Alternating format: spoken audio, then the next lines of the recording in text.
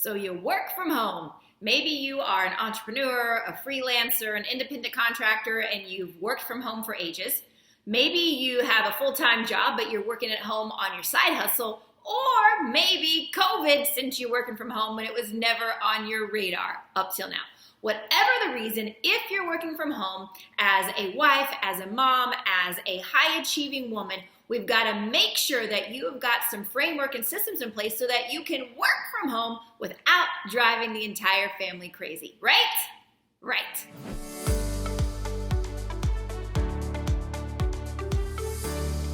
My name's Haya, and for those of you who might be new to our Digging Deeper tribe, I work with high-achieving women and help them step into their purpose and their power without sacrificing their family, their soul, or their sanity. And today I'm going to share with you 5 tips on how to work from home without killing your family. Let's jump in. Step number 1, get clear on what your ideal work from home situation would be. So whatever your situation looks like, whether you live in a house, an apartment, in a city, in a small town, it doesn't matter. Whatever your actual work from home environment is, map out your ideal scenario. Get very, very clear. Define your bullseye, if you will, that dead center of the target. If you could have your ideal situation right now, that it would work the best for you. Whether it's the hours of your working or your physical setup, what room you're working in, or all the details that go into your work from home environment. What would create an ideal situation that would allow you to have the best energy, the best flow, the best rhythm, the best quiet, the best peace of mind so that you can operate at your peak performance and really hit a maximum capacity? Okay, so the first thing you want to do is map out the ideal situation. Step number 2, we want to take a look at how close can you get to that ideal situation right now. So why am I clarifying this? Because I don't want you to think that I'm talking about creating some pie in the sky, someday, one day, once I've completely changed my income, what do I want my work from home situation to be? No, that's not what I'm talking about. Now that is important, but it's not important for this discussion right now, because right now what we're talking about is getting you functioning, getting you working, and getting you making a difference right now. So I'm not talking about pie in the sky one day. I'm talking about right now in your current environment. What do you need to do with your existing income, with your existing home situation, with your existing number of humans in your house? What is going to get you as close as possible immediately to that ideal situation? Are there any little tweaks or fixes or shifts or moves or anything that needs to happen so that you can get yourself as close as possible to that ideal situation? And what are the things that you need to do within your house, within your home, within your family in order to make that happen? Do you need to buy some gadgets? Do you need to get a cheap desk? Do you need to get some dividers so that you can be more physically organized? What do you need to do to set yourself up to get to max capacity and peak performance within your current environment right now that will get you as close as possible to your ideal situation?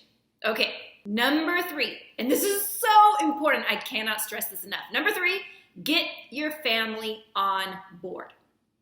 We've got to make sure that your family, okay, whether it's your spouse, whether it's your kids, whether it's in-laws, whether it's grandparents, whoever is living underneath your roof and whoever is coming in and out throughout any given day or week or month, and whoever has influence on what's going on within your work from home situation, we want to make sure and get the family on board. But absolutely, most certainly the people that are living with you under your roof.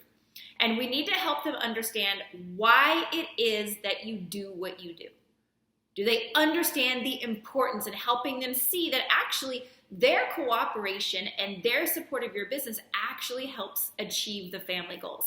For example, I know that when I was little, when my son was little and I was just starting my business, I actually had pictures on the refrigerator at eye level, that he could see that mommy working was helping us go, to Disney World or on a vacation or to the ocean or whatever it was.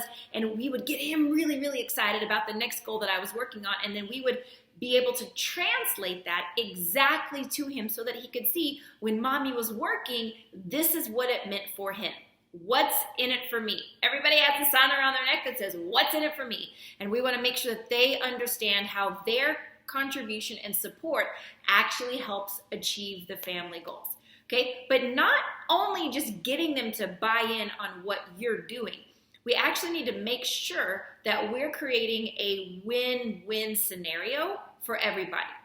So how do we make the fact that you're working from home and what you're asking from the family and the situation that you're creating in order for you to be able to be productive, how can that become a win-win for everybody?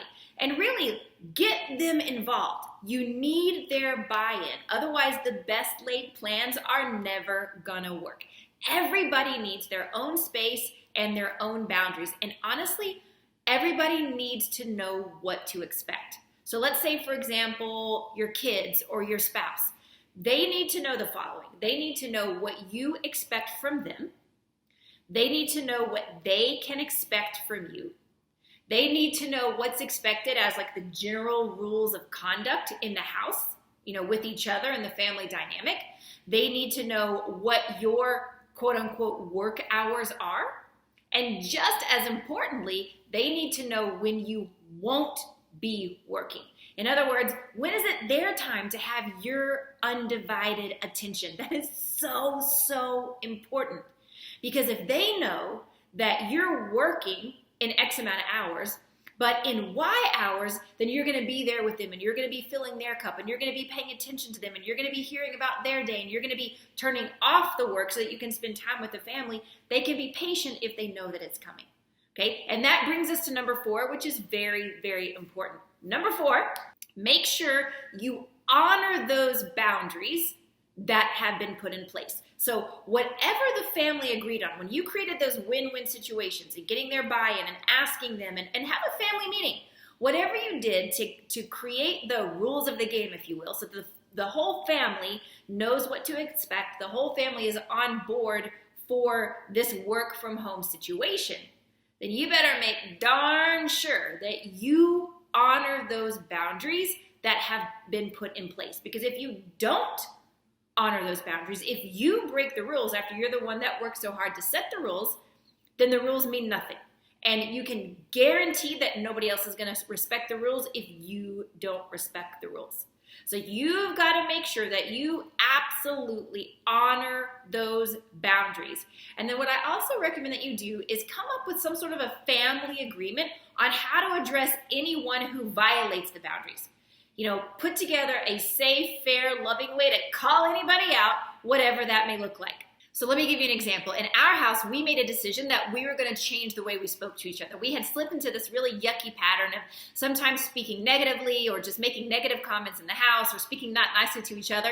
So we came up with a system of how we were going to communicate with each other, what our family agreement was going to be on how we speak to each other, and what we were going to do if we violated the boundaries. And this was one of them. So we put these little buzzers in different places around the house, and if anyone in the family feels like someone is speaking in a not nice way, we hear this, and it's a funny, silly reminder that we've got to get back into rhythm.